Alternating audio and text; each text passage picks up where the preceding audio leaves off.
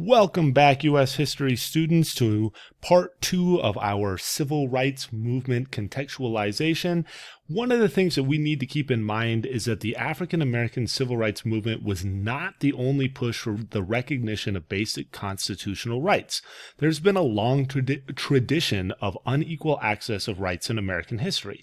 One can look at the Indian Removal Acts, the reservation system, and the BIA schools, or if we want to jump over to the Chinese Exclusion Act and the anti-immigrant nativism that targeted Jewish and Irish minority groups at the end of the 19th century, or you could look at the targeting of ethnic groups during the world wars, like the German, Italian, and Japanese American groups, or even look at the Zoot Suit riots. It's pretty evident that there has been a need for a more equal playing field, especially when we think about the rights that are afforded to us in the Constitution when analyzing civil rights movements.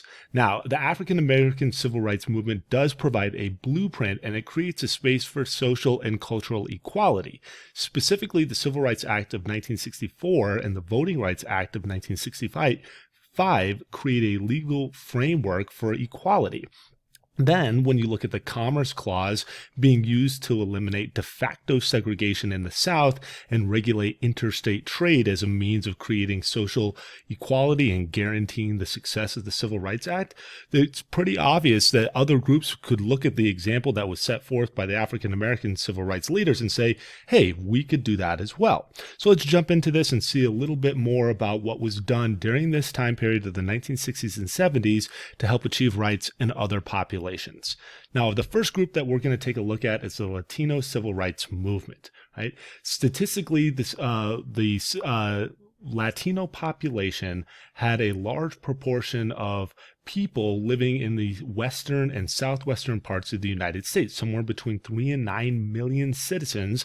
And then you've got to factor in the semi-documented and undocumented immigrants who had come over, many of them during the Bracero program, and then just stayed. Now, the Bracero program was a World War II labor program to give work visas to Mexican laborers that lasted until 1964. This program was meant to create essentially a working class of Americans to help come up and deal with the labor shortfalls that were created when many able-bodied young American men went off to fight in World War II. Now, the holdover for this is that after the war ends, many workers are continuing to come up both legally and illegally with regards to immigration status and work in the fields and in the farms, mainly in southwestern and central California. And the issue becomes, for many of the activists, this issue of unequal pay. Now, when you look at the civil rights movement in the African American arena, we saw that after there was an achievement of political rights, the SCLC pivoted towards a more economic and socioeconomic focus. And in fact, Martin Luther King Jr. is assassinated at a labor strike for sanitation and garbage workers in Memphis, Tennessee in 1968. Now, from a Latino perspective, the two major titans, twin pillars of this movement, are going to be Cesar Chavez and Dolores Huerta, right? And these two are going to create the United Farm Workers, and they're going to lead strikes, boycotts, and other forms of nonviolent protests that essentially hark back to the movement that was championed by the SCLC and the way that the African American civil rights movement won their own freedoms and their own equality. Now, from the very beginning, the Latino civil rights movement was about getting a livable, fair wage for working class Hispanic Americans, right? There were very public marches. There were demonstrations on California highways. There was a slowdown in commerce. All of this was meant to create more economic equality. But the movement just wasn't about economics. The movement also encapsulates the Brown Power movement. And the Brown Power movement really is a parallel to the Black Power, Black is Beautiful movement of the African American civil rights movements. It's a pride in the way that you live and the culture that you come from, right? And during this time period, one of the chief ways that you could express pride in yourself was in speaking your native language. So we see there's a huge push towards more bilingual education by the Brown Power movement in the late 1960s and early 1970s. This culminates in utilizing the Supreme Court as a way to enact change, very, very similar to Brown versus the Board of Education.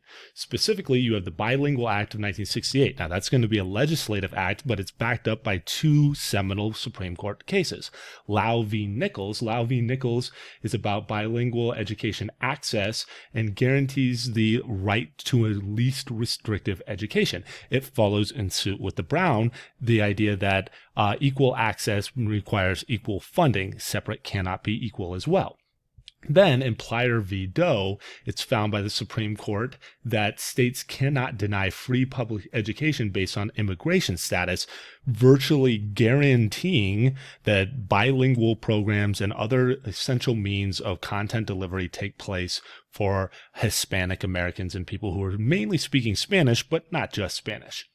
Now, at the same time, we also see this really big shift towards student movements and campus movements, mainly led by La Raza Unida in California, that seeks to gain recognition of Hispanic Americans. This could be seen as a nonviolent analog to the Black Panthers and the Black Liberation Army, but again, they're not very violent in comparison overall. So the Brown Power movement really encapsulates the Hispanic American experience through the 1960s and early 1970s in their push towards gaining equal rights.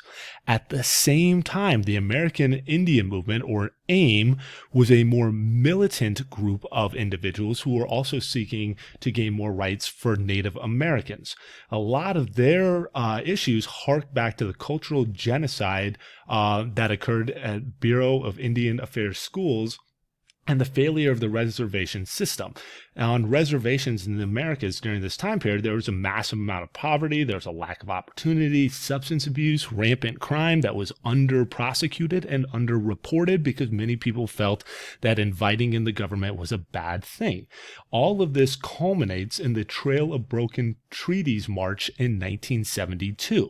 This march was based around a 22-point position paper that outlined the movement's goals and was meant to be delivered to the Nixon administration and the Department of the Interior, which manages the Bureau of Indian Affairs. The group's goal was to secure a meeting, and they believed they had a meeting with the Department of Interior and the Nixon administration. But when the group marches through Washington and makes it to their destination, they're told no such meeting will occur. This creates an occupation inside of the BIA in the Department of the Interior, and there are reported or purported crimes that take place. Many of the group's leaders are prosecuted, and instead of gaining favorable attention, instead the March of Broken Tears is seen as a terrorist type action or a riotous type action by the American government.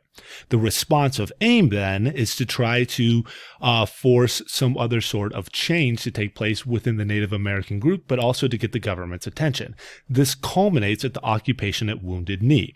Now, Wounded Knee sounds familiar to you because we know about Wounded Knee and the massacre that took place there in 1890 on the Pine Ridge Sioux Reservation that resulted in the death of many unarmed women and children. Now, the occupiers at Wounded Knee, there's about 200 of them. They're there because they want to have political change inside of the reservation. They feel that there's a corrupt leadership group inside of the reservation, but they also have grievances that they feel towards the American government, specifically for the failed response to the March of Broken Treaties that took place earlier in 1972. So in 1973, Wounded Knee is occupied. Now, this turns out to be somewhat disastrous. This is where we get that more militant feel towards the AIM, because there are shootouts with the police where a couple of people die. There's a murder of a civil rights activist who goes into the town of Wounded Knee. Wounded Knee as a place is destroyed essentially by the occupiers and by the struggle to regain control of the town. In fact, a couple of AIM's chief leaders are going to be arrested and prosecuted for crimes. although they won't be held responsible for these crimes, mainly because of prosecutorial misconduct. So whereas the American Indian movement sought to basically mimic both the Hispanic and African American civil rights movements, AIM fell way short, and the militant nature of the AIM standoff at Wounded Knee brought more negative attention than positive attention. And this will be a thread that holds through all the way through the 1990s, and Leonard Peltier, a really great Rage Against the Machine set of lyrics on that one, if you're looking into some of the other stuff that takes place in the 1990s, which we'll hit later on as well. Now, the next group that's going to be utilizing the same blueprint is going to be the women's right and new feminist movement. Now, these movements are basically a backlash against 1950s conformity and the idea that a woman's place was in the kitchen, in the home, being a homemaker. Now, the Feminine Mystique and Miss Magazine start to popularize the idea that women are more than just women for the home. They're more than just wives. They're more than just sex objects, or should be objectified as sexual objects. That women have a real true standing in society and need to have an equal voice. And so a lot of the women who had been working towards more of an equal footing band together. And they band together in the workplace, they band together in the classroom, they band together on university campuses, which have been traditional ways of garnering more women's support. And this all culminates in the Equal Rights Amendment. The Equal Rights Amendment was an attempt to basically fundamentally shift the language of the United States Constitution to create more social equality. And as you'll note, discrimination based on sex was specifically called out so that women would have an equal footing with men from a constitutional standpoint. The amendment was proposed in 1972. It falls 3 states short of ratification and does not become part of the United States Constitution. And the main reason that this occurs is because of the new right and the moral majority movements of the late 70s and early 1980s that link themselves to republicanism. And essentially, a woman named Phyllis Schlafly steps up and she starts the Stop the ERA, or Equal Rights Amendment movement, which seeks to keep women's rights traditional in nature, right? At the same time, there's also a schism inside of the feminist movements who saw some of the traditional protections inside of the law as being vulnerable if everybody's equal under the eyes of the Constitution. Ultimately, though, the Equal Rights Amendment does fail.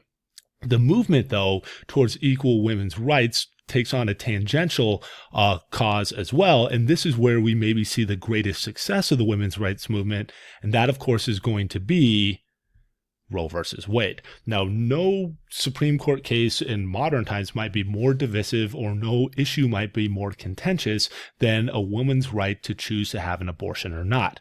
The Supreme Court in 1973 upholds the right of privacy to protect women who want to have an abortion. So it's seen as a legal issue, not a medical or moral or ethical issue. And in 1973, the woman's right to have an abortion is upheld by the Supreme Court, and any laws that abridge this right are found to be unconstitutional.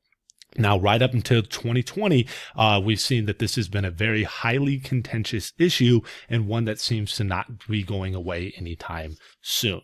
The final movement of individuals who will take this blueprint and run with it is going to be the LGBTQ community. Now, the LGBTQ community really gets their kickoff in 1969 when a lot of the ordinances in New York City specifically are challenged by gay men who feel very, very victimized by the fact that they cannot socialize because of liquor license laws, and they have to go to essentially gay bars. At one of these gay bars, the Stonewall Inn, the police raid it. These men are going to be charged with criminal mischief. Some of them will be brought off to jail, and the police have a reputation of being very violent during these actions. The men fight back. The Stonewall riots become the rallying point for the first Pride movement march in 1970 and open up and usher in a new wave of gay rights activists like Kathy Kozachenko and Harvey Milk, who will both be openly gay members of local governments who will have ordinances to protect gay rights. And we'll also see a challenge to the traditional narrative that homosexuality is a deviant behavior, right? In Colorado, in fact, an amendment that limits gay rights will be found to be unconstitutional, right? Finally, we will see that gay rights are upheld in Oberfeld v. Hodges and Supreme Court case guaranteeing gay marriage. So take a deeper look at some of these major civil rights movements, and we'll hit you up, guys, next week with